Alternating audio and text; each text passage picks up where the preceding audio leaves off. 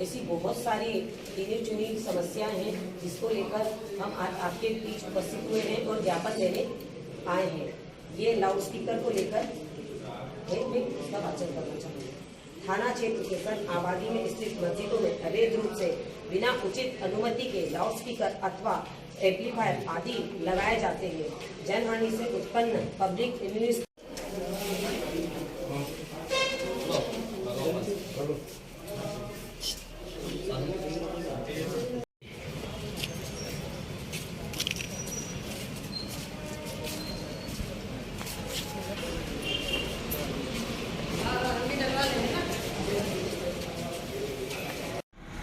खंडवा शहर में जो ध्वनि विस्तार यंत्रों का जो दुरुपयोग किया जा रहा है, सुबह से लेके रात्रि तक, या सुबह हम देखेंगे कि बहुत अधिक मात्रा में ध्वनि विस्तार यंत्रों के द्वारा भिन्न भिन्न प्रकार के इंस्ट्रूमेंट लगाकर जिस प्रकार अजान होती है, अजान से हमें कोई लेना देना नहीं है, लेकिन अजान के साथ साथ तकरीरें भी उस पर चलती है और ध्वनि विस्तार यंत्रों का दुरुपयोग किया जाता है। तो खंडवा नहीं, पूरे प्रदेश का जो एक समाज है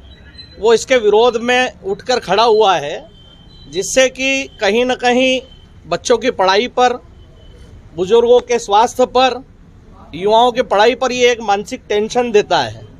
तो ये टेंशन को समाप्त करने के लिए पूरे प्रदेश भर में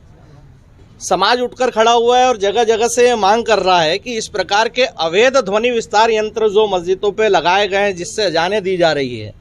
ये तत्काल प्रभाव रूप से बंद किया जाए। क्योंकि इस्लामिक देश सऊदी अरब में भी वहाँ के इस्लामिक कानून ने ही इस प्रकार की जितनी भी मस्जिदें वहाँ पर है, उनमें ध्वनि विस्तार यंत्रों के प्रयोग की मनाही की गई और उन पर प्रतिबंध लगाया गया है। और उनका कहना है कि इस्लाम में अजान तो करना ही है, लेकिन अजान को ध्वनि विस्तार यंत्रों में ही करना ये ज़रूरी नहीं लिखा है।